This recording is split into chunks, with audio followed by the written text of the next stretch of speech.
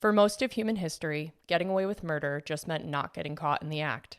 Then, in 1984, a geneticist in England realized the pattern in our DNA is unique to each of us, a genetic fingerprint. And within a few years, it was putting people in prison. And the science only got better. Smaller samples, older samples, evidence that sat in a property room for decades suddenly had something to say. That's the thing about a cold case. It's not always closed. Sometimes a detective pulls the box back off the shelf, sends the old evidence out, and runs it against a database that didn't exist when the crime happened. Sometimes you get nothing. Sometimes you get a match. And sometimes, with the right detective and a single chewed up stick of gum, you solve a murder that's been waiting 40 years for an answer. I'm Marina. I'm here with my best friend Laura, and this is Grim.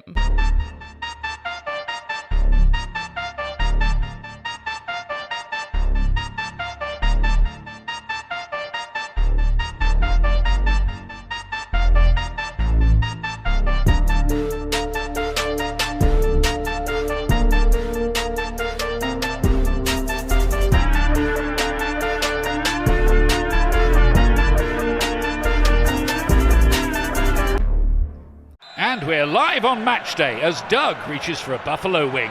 He's got it! Oh, and he's gone for a can of Pepsi too! What a finish! There's no doubt about it. It just tastes better. Match days deserve Pepsi.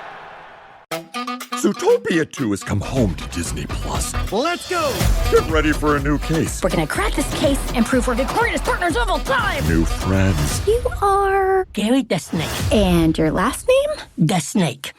Dream Team. And new habitats. Zootopia has a secret reptile population. You can watch the record-breaking phenomenon at home. You're clearly working at Zootopia 2. Now available on Disney+, rated PG. Okay, so first, I'm excited for this case. Yep. Second, I am baby wearing, so that means her mouth is very close to the microphone, Yes. and she has a pacifier. So I apologize unless you really liked the baby noises, in which case you're welcome. And then third, we should start playing Where in the World is Grim, because we are in a new location. We are. It's just, we're adapting, and we adapt and overcome, right? Yes. And as Laura mentioned, it was get grim with some baby noises or no grim at all. So we figured that people would, enjoy the coos and Exactly. Mouth noises that don't come from me or Laura. So, Exactly. Yeah, we're up in my office at my house instead of my basement because my son is in my basement because it's raining. So we're making everything work. We like to keep it fresh. Yeah. Fresh and but exciting. I'm excited for this case. This one's very interesting. This case was actually suggested to me by my husband. Ooh, okay. He's an avid USA Today reader, and when he saw this article, he knew I'd bite. He sent it to me. He's like, read it and then tell me when you're done. Read the whole thing, and then I want to talk about it. And I'm like, okay. Now I feel kind of bad because when Marina asked if I could record tonight, and I said yes, she was like, if you can't, I can have my husband record it, because we've been talking about that as in a pinch. Oh, yeah. And I feel like this would have been a good case for him to do that. So I'm so sorry. It might have. Maybe. That's see. all right. He'll get his chance. Yeah. He'll get his chance. Yeah, maybe we'll do a P-Boney. Yeah, there you go. Okay. For this case, I relied on the Everett Daily Herald, which has been covering these crimes since the 1990s. And I also relied on articles from CNN, Kiro 7, Fox, ABC, NBC, and the New York Times. Okay. So we're going to jump right into it. Okay, I'm ready. We're going to start with the one who got away. I'm laughing not because of what you're saying, but because we're recording on my desk, and it's like Marina is approximately a foot. Oh, that's my daughter. Marina is approximately like 14 inches from my face. And I'm straddling the corner of a table so that my mouth is close enough to the mic. Do you realize what we do for you, gremlins? So My goodness. We're just making very intense eye contact. Yes. as we do this. Uninterrupted eye contact. Okay. The one that got away. Please continue. It was November 21st, 1979, the day before Thanksgiving in Everett, Washington, a port city about a half hour north of Seattle. 29-year-old Jackie Brown O'Brien, a Washington State Patrol officer, was near her garage in broad daylight wrapping up some yard work for the afternoon when she was taken off guard by a man with a gun. He had approached Jackie from behind with the weapon and told her to get on her knees and don't turn around. Jackie smiled and instinctively turned around. She was thinking that it was a state trooper friend playing a joke on her. She realized it was no laughing matter when he hit her in the face with the gun. Jackie ended up on her knees facing away from her attacker when he put his gun down to tie her wrists. She looked over and saw a disturbing sex toy in his duffel bag, and she knew she had to act. Oh, God. In her role as a state trooper, Jackie had interviewed her fair share of rape victims, and she knew that if she was going to stand a chance of getting away, she needed to fight like hell, and she needed to do it now. She also thought of her dad, who always taught her to fight back. So that's what Jackie did. She threw her weight against her attacker and caught him off guard. He stumbled against the wall, but Jackie was cornered in the garage. The man said something like, "You're going to die now, you bitch," or "I'm going to fucking kill you now, you bitch." And Jackie feared that was true. I live on a very quiet, like, tertiary road, so, like, it would be pretty obvious if somebody followed me, and yet I still always look in my rearview mirror when I pull into my garage and make sure that nobody is behind me, and I always shut it. Sometimes when I get a little sketched out, I close it from inside my car because I just, like, I don't know, I get freaked out but you said it was the middle of the day, like in broad daylight. It was, right? yeah. Like, we actually left our garage door open last night. We found out, or the night before. You missed your opportunity. If It's you're a listening miracle now. you're alive. It's a miracle. No, but I do that too. I've driven by my street multiple times because somebody just happens to keep taking all the turns I do. And I'm like, not today, Satan. Not today. Just kidding. Hello, neighbor. Yeah, I know. They're But like, no, I live next to you, man. Like, what is wrong with But you? it is so freaky. Like, it's just, but ugh. The man pulled out a hunting knife from his boot and slashed at Jackie, who felt the knife cut the skin of her hand as she held it up in self-defense. She wasn't going to give up. She took the opportunity to shove this man with all her weight and clawed at his neck. She found an opening and made a break for it, running out of the garage into a nearby alley screaming. Neighbors found Jackie and called the police, and her attacker was soon identified as Mitchell Gaff. Mitchell was arrested carrying adhesive tape, a gym bag with leather gloves, a bandage, stocking cap, face mask, and a dildo. I can't believe because I didn't know where this was going, that she escaped. Yeah. Oh, thank God. Okay. He was charged with assault with a deadly weapon and burglary. He had a jury trial and was found guilty. Do you know what his sentence was?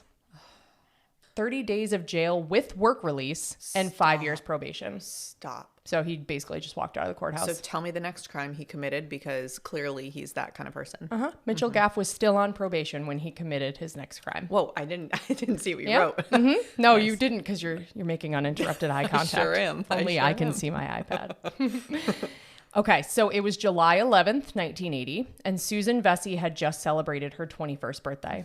Susan was at the apartment she shared with her husband, Ken, on Casino Road in Everett with her 2-year-old daughter and 3-month-old son. Ken had left around 11 p.m. that night to work the graveyard shift at a gas station in downtown Seattle. That night, Mitchell Gaff worked his way down Casino Road, trying random doors until he found one that was unlocked. Oh, that is giving me such goosebumps. It It was validates Susan's. why I make sure that Yes. everything's locked. Even though, it's always the safe neighborhood. It's always like all of it. Yes. Oh, I hate that. Nothing bad happens in a safe neighborhood until it does. Exactly. And then Yep. you say, nothing bad happens in this neighborhood, I know, but that's why they say yes, like, because the argument, burglars can get into, locks and whatever. Yeah, except that they're going to go for the easy thing. So why would they pick a lock when they could just go somewhere that's unlocked? Right. So. Oh, yeah. anyway. I've seen those videos of people at apartments, and they show someone that looks like super out of their mind, like jiggling doorknobs. I'm like, oh, no, I would call the cops. Algorithm, do not show me those, please. When I'm doing my late night scrolling, please don't show me those. Right? Okay, you said it was Susan's. Yes. We could have guessed that. Yep, But yes, Mitchell picked Susan's house. Ken came home from his night shift to the unthinkable. He entered the apartment. He found their 2-year-old in her crib in her room, but the baby was on the bed in Susan and Ken's room, and Susan's body was on the floor. She had been hogtied with drawstrings and electrical cords, raped and strangled, and most of her clothes were removed. Evidence was collected from the crime scene, like a white cord used to bind Susan. However, in 1980, DNA profiling was not what we know it to be today. They were basically preserving evidence for the future. Which, thank God, I they know. did. Yep. Oh, my God. Susan's case went cold, and Mitchell Gaff kept out of trouble for 4 years. Judy Weaver was 42. She was the mother of 2 daughters and the co-owner of the Bell Nest Cafe on Hewitt Avenue in Everett. June 1st, 1984, was a Saturday in the middle of Salty Sea Days, the city's big summer festival, and Judy had been on her feet at the cafe since 6 that morning. Late that night, as the festival wound down, she walked home alone through downtown and stopped the way she always did at a Dairy Queen a half block from her apartment for a dish of vanilla ice cream. I like it. Yep. Judy lived in a little 1-story apartment building near 35th and Rucker. She went home and settled in. That night, a man stood outside her apartment, ringing her doorbell and knocking on her back door over and over until Judy was curious enough to crack the door. Why would you do that? I don't know. Mitchell was hidden between the back door and her bedroom window, and when she cracked the door to see who was there, that was the opening that he needed. Oh, gosh. He forced his way into Judy's apartment, cut her clothes off with a knife, tied her up with a phone cord, an extension cord, and a drawstring. He beat her, raped her, and strangled her. This time, he wanted to cover his tracks better, so he pulled the batteries out of Judy's smoke alarm, set the corner of the bedspread on fire, and left it to burn. The fire was still contained to the bedroom by the time the firefighters arrived just after midnight, and they found Judy's body. Oh, no. A smoke inhalation, probably? I think she was already dead. Oh, he had killed her? Oh, yes, he had killed her and then tried to set the house on fire to burn her body. Oh, my God. Like in Susan's case, DNA wasn't much of a tool, but the police collected vaginal swabs and pubic hair samples. Good. Police suspected her boyfriend, but no one was ever charged, and Judy's case went cold for 40 years. Less than 3 months after Judy Weaver was murdered, a man broke into an Everett home where two sisters, 114, 116, were staying while their mother slept downstairs in the basement. Mitchell was at it again.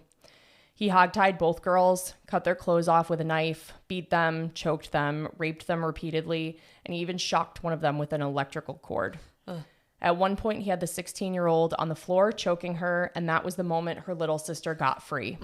The 14-year-old ran out of the house for help, and probably thanks to her quick thinking and bravery, both girls survived. Oh, thank God. But I'm also, like, it's horrible for obvious reasons listening to this, but thinking about them knowing their mother was just a floor or two away. Oh, I know. And not getting help. Because I think sometimes what like makes me feel better is if I'm sleeping upstairs, my husband's downstairs or something like that, that someone's home, You be feel okay. safer, Yeah. right. And it's just like she clearly didn't even know. Right. Oh, my God. And how do you think the mom feels knowing that she was, a floor away? Oh, but I'm so glad they survived. They did. Mitchell was again caught, except this time it stuck. He was arrested and charged with raping both teenagers. He was convicted at trial in February 1985 and sentenced to prison. That conviction is also why his DNA ended up in the National Offender Database. Yes. In October 1994, Mitchell Gaff woke up in prison expecting to go home. He'd served about 10 years for what he did to those two sisters. He'd finished a treatment program most sex offenders never bothered to complete, and his mother had driven out to the penitentiary that morning to pick him up. He didn't go home. I was hoping not. Yeah, I figured that's what was coming, but I wanted you to say it. Yep. Washington had just become the first state in the country to pass a law that let it keep sex offenders locked up after their sentences ended, not as punishment officially, but as treatment, confining them indefinitely the way the state can confine someone dangerously mentally ill. Fascinating. Yep. Oh, that's so interesting. Yep. And so good. Yep. And the way that it worked. Wow. Before an offender's prison release, there was a committee comprising officials from the state agencies. They would review the inmate's record and psychological reports. If members agreed that he may legally qualify for confinement, they notify prosecutors who consult with a psychologist. They decide whether to seek commitment before a judge or jury. Between 1990 and 1993, prosecutors initiated such actions in 27 of the 519 cases sent to them, which is about 5%. This was according to the Washington State Institute for Public Policy. Mitchell was one of the first men they used it on, and he told the New York Times he was stunned. He said he felt like he was being judged for who he used to be instead of who he'd become. And I quote, "There may be some people here who need to be here. Honestly, I'm not one of them. But the scary thing is that most of us feel the same way." Okay, that doesn't make sense as a statement.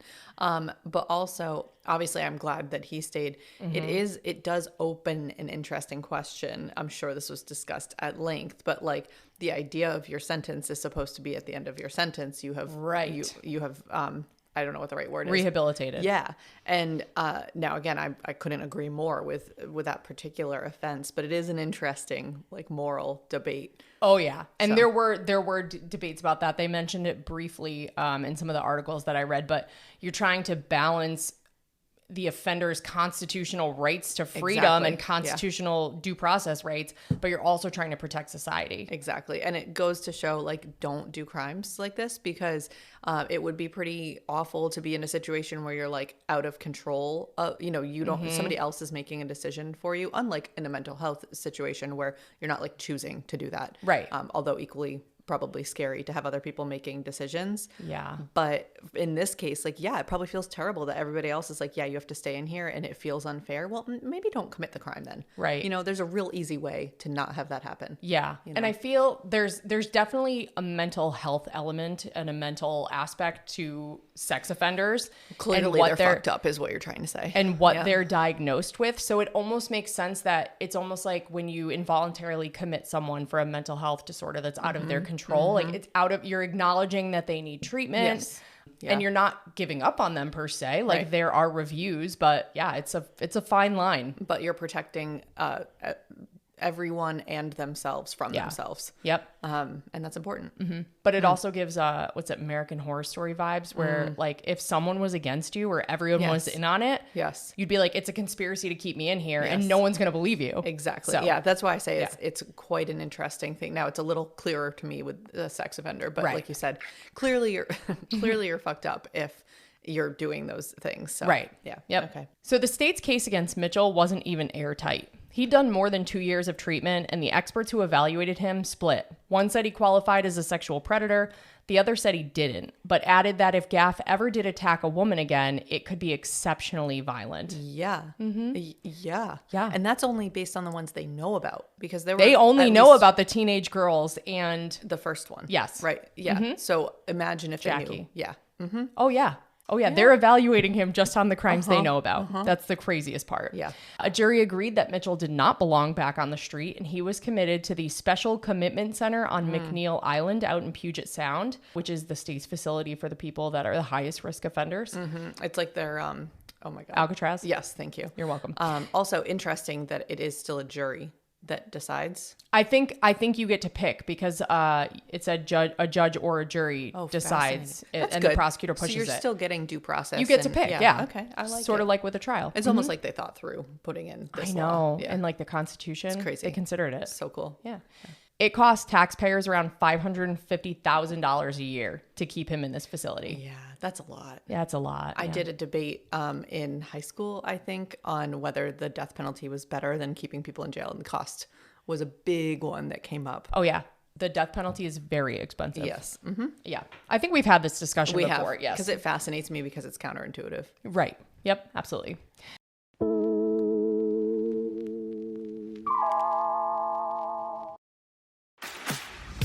This episode is brought to you by Fox One. Watch all 104 matches of the FIFA World Cup live in 4K for just $19.99 a month with 3 days free. Build your own multi-view, choose up to 3 streams, and follow player spotlights. Stay on top of every moment with live stats, highlights, and instant replays. The FIFA World Cup, streaming live on Fox One. Offers are subject to change. See fox.com for complete terms and conditions. Ryan Reynolds here from Mint Mobile. I don't know if you knew this, but anyone can get the same premium wireless for $15 a month plan that I've been enjoying. It's not just for celebrities. So do like I did and have one of your assistants switch you to Mint Mobile today. I'm told it's super easy to do at mintmobile.com/switch. Upfront payment of $45 for 3-month plan, equivalent to $15 per month required. Intro rate first 3 months only, then full price plan options available. Taxes and fees extra. See full terms at mintmobile.com. By the time the juries were deciding whether to keep Mitchell Gaff locked up, they had his entire history in front of them.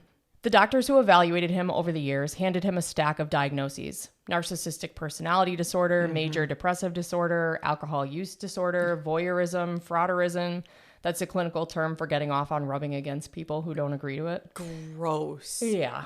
Ew, that's such an awful thought. Oh, yeah. Imagine, like, because when people bump into you into society and they're like, oh, excuse me, you're like, oh, no, it's okay. But, like, you don't know if they're doing it for, Exactly. That's so gross.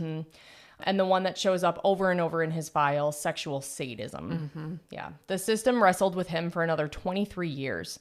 In 2000, a second jury reached the same verdict. Too dangerous. He stays. By then, Mitchell had mastered the vocabulary of recovery. He told the Associated Press he was full of remorse, that he'd learned to handle his emotions and empathize with his victims. Sure. He told GQ magazine back in 1995 that he was, quote, not what I've done, that after treatment, a switch flipped, a giant cog turned, and now he knew what to do so he wouldn't rape anymore. That's the problem with someone with some iota of intelligence doing all the programs and everything is if they aren't taking it seriously or it doesn't truly work, then it's just a tool for them to try to pull the wool over someone's eyes. Yeah. And not only did he didn't say that he doesn't want to rape anymore. He said he knows how not to rape anymore. True. Yeah. And slowly, it worked on the people holding the keys. By 2006, he was moved to a halfway house to start easing back into the world. A year later, he got caught with tapes, 44 of them, that he'd made himself splicing together Girls Gone Wild infomercials and a cable broadcast of the movie Saw. Oh. Home edited in a halfway house. Oh, crazy. Back to McNeil Island he went. In 2009, he was sent back again for breaking his conditions. And then there's what they found in 2017. Gaff had started slipping his chaperone, going places without telling anyone. And when you're the highest risk offender the state owns, people notice when you go quiet. So they searched his apartment. Inside were catalogs for guns, knives, handcuffs, police badges, handwritten lists of realistic-looking BB guns he planned to buy. The Department of Corrections had a name for what they thought he was assembling: a rape kit. Oh, for sure. And you know what's interesting is at this point, were they trying to get him back into a facility? I think he was just doing the back and forth that offenders do when they're out on probation. Okay. It's actually, I think, pretty easy for sex offenders to reoffend because there are so many rules and restrictions on them. Although splicing together Girls Gone Wild with Saw is like pretty fucked up. The reason I was asking is like, I was thinking about us saying, you know, if you could go through those treatment programs and then like say all the right things for the people listening to that, you don't know if someone's genuine or not until they get out. So I wonder if they were looking at that going, fuck. Oh, I know. You know, yeah, like he's not genuine. Yep. Yeah. He swore that it was an emergency survival kit for a natural disaster. His probation officer pointed out that waving a BB gun around during a disaster is not the best plan. And the women probably would have tops on. Yes. Yeah. Just venturing, I guess. Yeah. In 2018, after roughly 25 years of Washington state insisting this man was too dangerous to be free, the psychologist decided he no longer met the definition of a sexually violent predator, and they let him out. Out? They let him out? Gone? Out. Free? Out. Yep. What? I thought it was going to go the other way, where they were like, well, we definitely have to actually lock him up. Nope. He changed his name to Sam Price. He registered as a level 3 sex offender, the highest classification there is, and he went to go live a quiet life in Olympia. I'm verklempt. Yes. Verklempt? There's an R in there, right? I think it's spelled verklempt, but I've only ever heard it said verklempt. Okay, well, I'm that. You're both. I'm all of it. All of them. Yeah. Yes, all of them. All of the klemps. Yes. That was so funny. My brain was paused. I was like, is that a joke? I will laugh. That's where I am on this journey. I just need a soundboard laugh track. Yeah. The prosecutor who fought to keep him locked up, Paul Stern, told a court in 2000 that in 19 years of prosecuting rapists and murderers, he'd never met anyone more dangerous to the community than Mitchell Gaff. The word depraved comes to mind. Yes. And that said, I'm not excusing what he did, and especially in that area, thinking of some of the cases we've covered, maybe not, but we've also covered like the literal worst of the worst of all countries and across all time. So at the time in that location, probably accurate. Yeah, and I'm this has got to be like a smaller town area. Mm-hmm. And the woman who got away in 1979 never really got away. Years later, Jackie told the Herald she still goes back to that afternoon in the garage, and that she sometimes thinks if she'd been able to kill him when she had the chance, none of the women who came after would have been hurt. Wow. What a powerful, I don't know what the word is to describe it. What a powerful thought to have, and indicative of her being a state trooper. Because I'll tell you, that would not have been my thought. I would have been like thankful that I got away, feeling some sort of like the survivor's guilt type thing, delayed or whatever. But but she could have, you know, I'm not saying she should have. I just mean like she is unlike me. Yes. She is capable, which is a wild thought. I know. And meanwhile, while she's carrying this weight, you know, Mitchell's busy convincing people that he's a changed man. Mitchell Gaff, the problem, had been handled, managed, monitored. He was gone. Now there's Sam Price. I don't know what direction this is going to go, if Sam is going to commit crimes or if we're just going to put Sam in jail, which I hope it's the latter. Okay. But I feel like the only way to get him in jail is for Sam to commit crimes. Well, we'll see. Let's see. Enter Detective Susan Logothetti. She grew up in Illinois, a long way from Everett, and she took a winding road into police work, one that, in hindsight, set her up perfectly for it. She started out working with abused kids at a foster care agency, then became a probation officer working with felons. By the time she joined the Everett Police Department in 2012, she'd already spent years learning how victims and how offenders talk. She made sex crimes detective in 2019, and somewhere in there, she got a little fixated on the department's one cold case detective, always asking him about his old unsolved files and eventually about his retirement. When she asked who was going to take the cold cases over when he left, he told her the truth.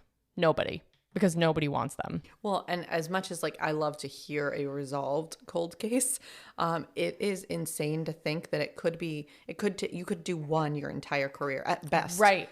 Like it could literally take your entire career. You don't get to just do a bunch of them. I mean, obviously, ideally, right, you get to, but it's just such an insane thing to actually solve one. Yes. And this is where I also think I want to be a detective, but I don't actually have the patience to go through all of the details. I'd be so frustrated. I would be very impatient at everything. Yeah. Yes, as my daughter is. Yes. Yep. Susan got her wish and she took over the files. She'd been working cold cases for less than a year when a report crossed her desk that would change her life and a lot of other people's. Years earlier, back in 2020, Everett police had reopened the Judy Weaver case and sent some of the old evidence, including a ligature used to tie Judy up, out for the kind of DNA testing that didn't exist in 1984. Mm-hmm. The detective who'd handled that submission already knew what it was going to say. He was sure Judy's boyfriend had killed her, and he told Susan the test would prove it. In November 2023, the results came back, and the DNA hit a match in CODIS. It wasn't the boyfriend. It wasn't anyone in Judy's life at all. It was Mitchell Gaff. The forensic scientist who ran it had barely expected to get anything off evidence that old. She figured if anything came up, it would be some stray profile from an EMT or a first responder.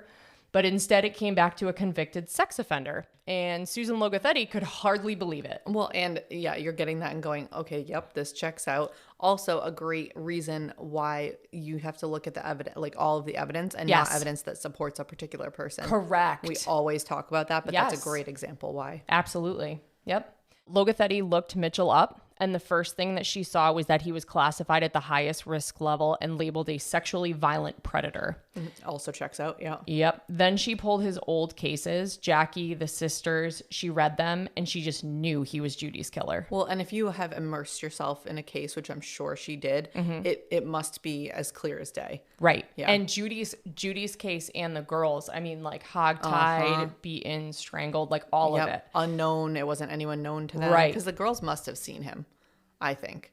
Oh, I'm sure they identified him. Yeah, for sure. Oh, duh, because he was tried. He went to trial, right. Yep. So knowing that he was Judy's killer and proving it were two different problems. Mm-hmm. So this was a cold hit on 40-year-old evidence. You know, it's not clean. It's not a fresh sample that you can put in front of the jury. So she wanted to get Mitchell's DNA straight from the source. And the problem was getting it. The usual way a detective gets a fresh DNA sample off a suspect is simple. You follow him around and wait for him to throw something away. A cigarette butt, coffee cup, wad of gum. So that's real in the movies when they do that? They did that with the Long Island serial killer. Remember they got his pizza crusts? Right, I forgot. Yes. That's right. Mm-hmm. I forgot. And I just saw he was convicted, right? For yes. like 130 years or something. Yeah.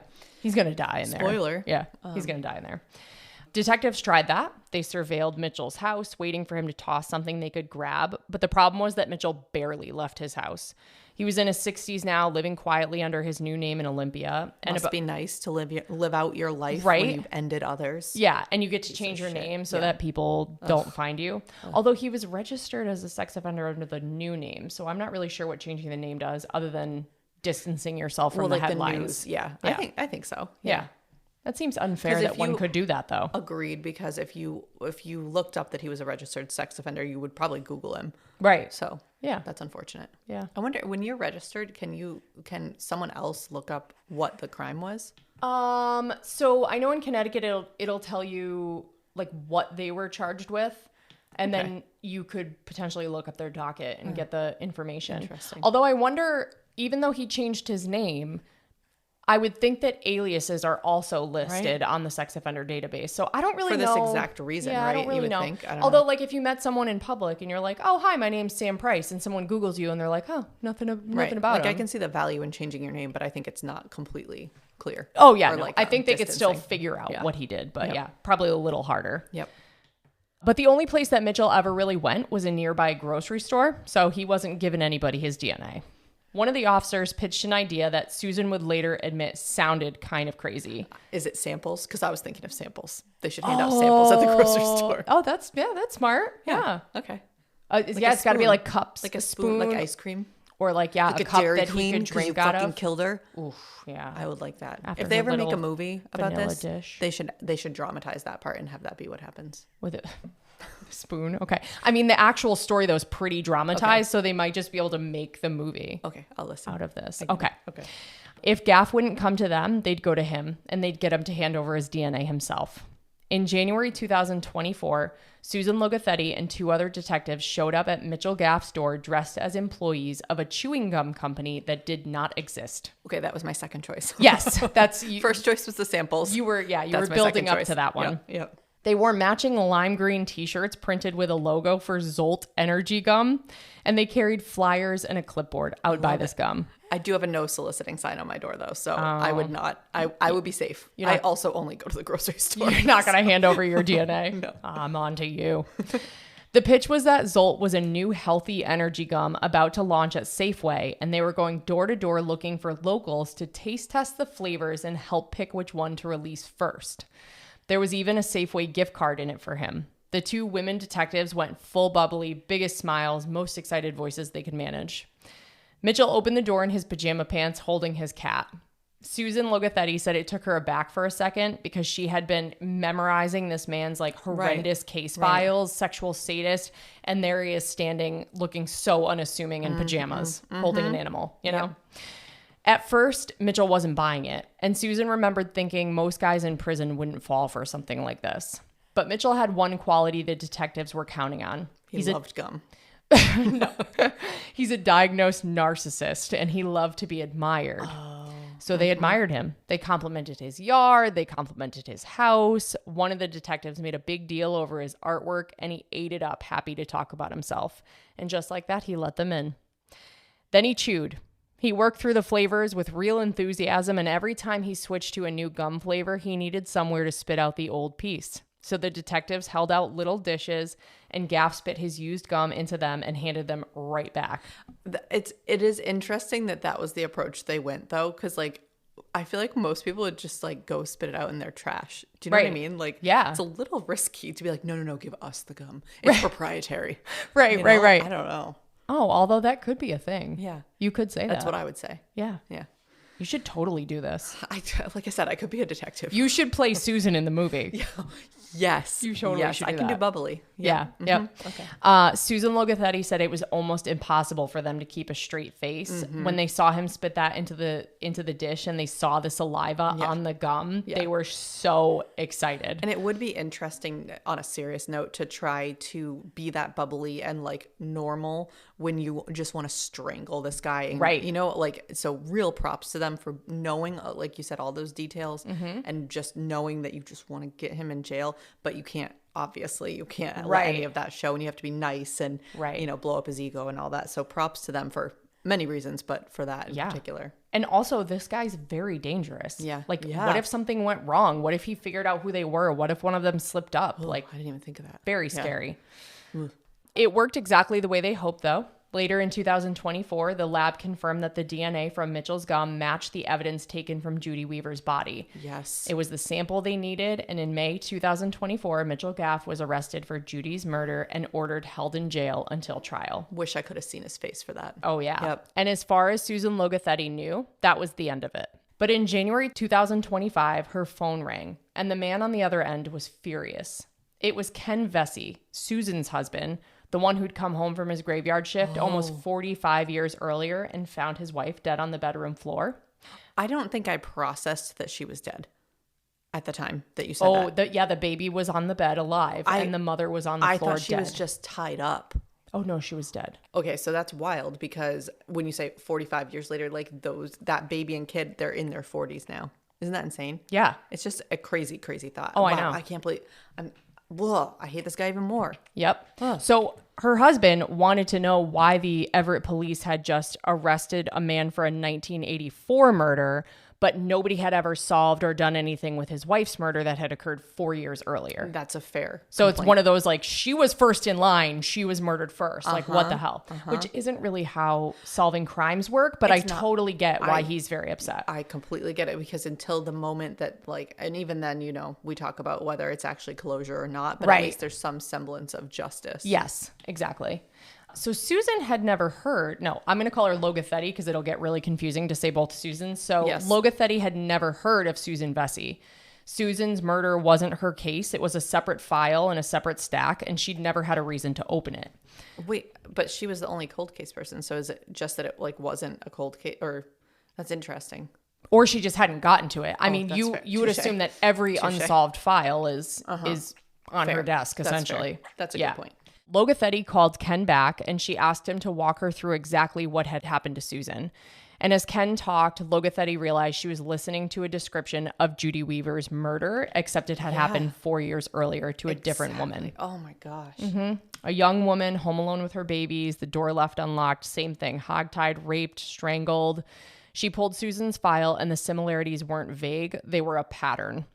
So she did with Susan's case what she'd done with Judy's. She sent the old evidence, including a white cord used to bind Susan, collected and preserved back in 1980, to the Washington State Patrol's lab for the testing that hadn't existed when Susan died. Oh, thank God. In April 2025, the DNA on that cord came back to Mitchell Gaff. Yes, which we knew, obviously, because we're talking about it, but that would be so satisfying. Oh, yeah. So satisfying. And the reason I think the other reason that I didn't process that she was dead is because I have a 2.5-year-old and a 2-month-old baby, and I was a little bit just separating myself from that particular scenario because it's very upsetting. But so this is even more satisfying that there's some, like I said, that semblance of justice. Yes. Yep. And I still cannot get over that the entire time they were assessing him as a violent predator and they were diagnosing him with all of these conditions, they didn't even know that he murdered 2 other people. Exactly. Violently. Yes. The next year, a second piece of cord from the scene matched Mitchell too. And now on March 13th, 2026, Mitchell Gaff was charged with the murder of Susan Vesey. Good. Gaff was scheduled to go to trial in September 2026 for both murders. But in April, he did what nobody saw coming. He pled guilty. Oh, also, it is 2026. Yeah, that's what I'm saying. It was like now. Oh my God, it just happened. This was a very recent USA Today article. Okay.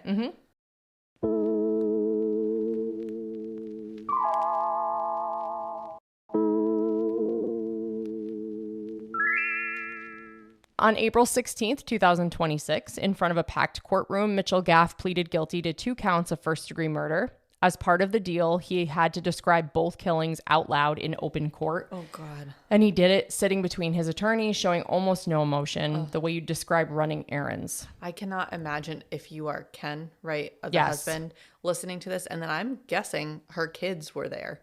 They were. And actually... Is it in your brain and just not your notes? No, it's actually in my notes too.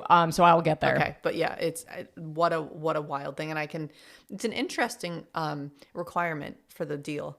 Like on the one hand, I think it like validates that yes, this is what happened, but also I don't know. I guess if you're family and you want to know and you want closure, but it seems like it's a weird. It's a weird requirement. I mean, it's the only way that the family finds out what actually happened to their loved one. Yeah. It's possible that the family was involved with that plea deal, but it's also possible that it has to do with the judge and the prosecutor, because in federal criminal court, if you're going to plead guilty, you have to basically like confess to absolutely everything. Oh, interesting. And you can't minimize what you've done in any way. And if you do, the court can reject the plea. Fascinating. If you were like, yeah, sure, I did it, whatever you say. Well, no, if you were like, well, I did it, but I was abused as a child too. Oh, like interesting. they'll consider it like minimizing. Oh, yeah. Fascinating. I've never practiced federal criminal law, but I was at some industry event and was talking to someone about that, and I'm like, that is crazy. So it could have been something like that, where They're like, you're not getting out the easy way. Right. Like you have to, tell these families what happened. And obviously I have been fortunate enough to never have been in any of these situations. So I don't know how I would feel if I guess I would want to know. Right. I don't know. So anyway, it's a crazy thing to imagine. I think you're damned if you do, damned if you don't. But Mitchell told the room how he'd rung Judy Weaver's door until he was dizzy and waited for her to open it. He told them how he'd found Susan Vessey's door unlocked and hidden in her closet. More than 40 years of not knowing answered in the flat voice of the man who'd done it. Ugh. Then came sentencing on May 13th, the part the families had been waiting decades for. So you were asking about Susan's kids. Yeah. Susan's son, Joshua, was the 3-month-old who'd been on the bed beside his mother's body. He stood up and told the court he'd been in that room when his mother was killed, that he'd been found swaddled on her bed, and that for him, this is the beginning of my life. That makes me so sick. And this literally was why I was like not able to listen because obviously I can put myself there and think of my kids. Yep. Oof. Don't do it. Nope. Susan's daughter, Deborah, the 2-year-old who'd been in her crib down the hall, wrote about all the milestones, years and years of them, she'd spent wishing she could share with a mother she never got to know. Judy's daughter, Kathy, talked about a man who had simply gone on living his life year after year. That's what I'm saying. You get to have a cat. You get to just like live quietly in a house. Like, fuck you. Right. And Jackie came to the sentencing. For decades, she'd watch Mitchell's hearings from a distance online because she could never quite make herself walk into the room. And fair. Because, Completely fair. Oh, yeah. And because she refused to give him the satisfaction of seeing her cry. This time, 47 years after he tried to kill her, she showed up in person. My nightmare occurred 47 years ago, she said, but it seemed like yesterday. And Detective Logothetti got to sit there and watch Mitchell Gaff lose his composure and get angry when Jackie confronted him face to face. I like it. Everybody loved it. Yeah. The prosecutor, Craig Matheson, didn't bother trying to make Gaff sound like some criminal mastermind. He made him sound like something worse, random. Could have been anyone, he told the judge. Anyone who caught Mitchell's eye, anyone who left a door unlocked. Mitchell was the bump in the night that should make people understand the danger is real. And that's exactly the point you were making. That's exactly the point you were making. His own lawyers asked for 20 years. Their argument was that Mitchell was low risk now. A senior citizen, decades of treatment, 40 years sober. He's simply not the same person, his attorney told the court. Only because he wasn't allowed to be. Yes, and that's the identical argument that got him out of the door in 2018. Exactly. The prosecutors weren't biting. They filed a sentencing memo nearly 100 pages long. And I love the page counts. Thank you. Yep. That's a good one. Yep. And they asked for a 61-year minimum and wrote that the sheer vileness of what he did is almost impossible to comprehend, let alone punish. Yes. Can you imagine 20 years for 2 murders? I don't think so. Yeah, no. And honestly, at that point, if you're going for 20 years, I'm guessing they were trying to hope for him getting out early, but like just do a number that keeps him in there for the rest of his life. Right. You know? And be done with it. Yeah. Yep. Mitchell spoke too, still flat, still calm. He apologized, said he was without excuse or defense, that nothing he could say or do would ever make up for what he'd done. And then, the way he always had, he reached for the reasons. The babysitter who abused him as a boy, drugs, alcohol. We've heard it before. The judge sentenced him to 50 years to life. Mitchell Gaff is 68 years old, so he's going to die in prison. Yes, because even if he gets out early from the 50 years, which I always hear 50-year minimum, and in my brain, that's you are actually in jail for 50 years for sure. Is that actually the case? The way that sentencing guidelines work, that's what I mean. Different from everywhere. Right. But same even so, same thing in Connecticut. They could give you a 20-year sentence, but you might only have to serve 10 before you're eligible for probation, depending on the type of crime. If it's violent crimes, it's usually 85%, but the number doesn't always mean what the number means. Right. So, but even in that case, even if he's not getting out 50% of the 50 years, he's not going anywhere. Good. No. Okay. Sorry to make that so complicated. And a probation board would have to let him out, or a parole board. Yeah. So I think it's fool me once. Yeah. I think good. Yeah, I think he's all done.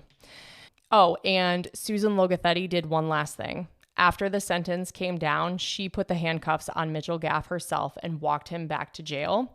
She said part of it was her own closure, but she also said she thought a woman needed to be the one to cuff him. full goosebumps for both of those things. I love that. Yep. And the judge had said that the minimum sentence ought to reflect what these families had been put through, measured in the decades they'd spent waiting for an answer. Oh, there is something poetic about that, huh? Yeah. Yep. Oh, man. Yeah, because that's a long time. My brain does not really accept that the early 80s was that long ago, but that's a long time to wait. Yeah, I got really upset when they said it went unsolved for 40 years. I'm like, that math is what I'm saying. wrong. Yeah. Do not appreciate. Yeah. So anyways, that's the story of Mitchell Gaff. And he's going to die in prison.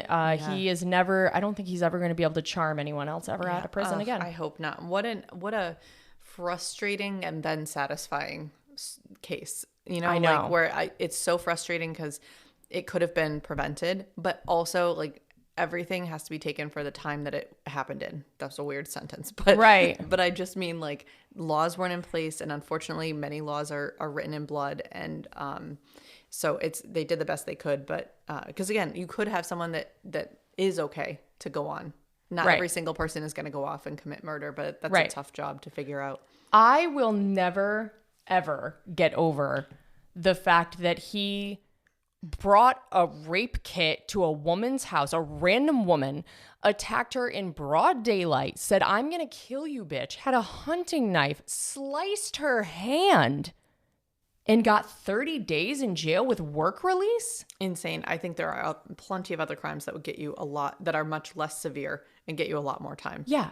And now I get it. It was a different time. It's a different state. Like, I don't know what they were considering, and I also don't think that had they sentenced him harsher, I don't know that it would have changed the ultimate outcome. It just might have changed who it happened to. Yeah, would have delayed it. Yeah, you know, and given who the knows, timing. like jail's not a nice place or prison's not a nice place to be. So it could have encouraged, like maybe he would have found somebody who agreed with his interests, and it could have encouraged, because I forget if I've done these cases or read them, not on the podcast, but like I've seen them where they're in jail, like, and find somebody who's equally as deranged, depraved and deranged. Yeah, you go to jail to learn how to be a better criminal, pretty much. Yeah. For some people. Some people do rehabilitate. But super frustrating, but also like I'm so glad that it was resolved. I know. How amazing that they solved those cases. And incredible. I know. Could have been ice cream. It could have. You know what? Yeah, that's a missed opportunity. For the movie, I think it should have been it should be ice cream. Detective Susan Logathetti, take notes for next time, please. Yeah. It's the ice cream spoon Add for it us. Add it to my script. It's the ice cream spoon for us. Yeah. No, but that's incredible. And again, the perseverance of the detectives that do cold cases. I feel like even like the real shows, just don't do it justice for how much, like, everything's edited and easy to watch for entertainment. Right. But I can't imagine just going days and days and weeks and months and years and then decades and hoping, like, I don't have that kind of patience. And seriously, the amount of prep, like, it wasn't in the articles, but I'm thinking in corporate America, how long we prepare and rehearse, like a recorded meeting. Yeah. Think about how much they must have practiced what they would say if he asked a question about the company. Like, they must have worked out every single detail and prepared so much for this one thing to make sure that nothing went wrong. I didn't even think about that. I wonder how much, I agree, I'm sure they prepared extensively, but like, I wonder how they talked about ad-libbing things. They must have just had immense trust, and that would be so interesting to do a deep dive on how they prep for that. Like, do you practice on people? Like, do you stressful. just say, like, fuck it, we'll just do the best we can? You know, I'm sure they don't say that. I know. I'm sure it's much more planned, but you just can't predict anything, so you just like get the basic. I don't know, it's crazy. I'm just thinking of, I deal with a lot of like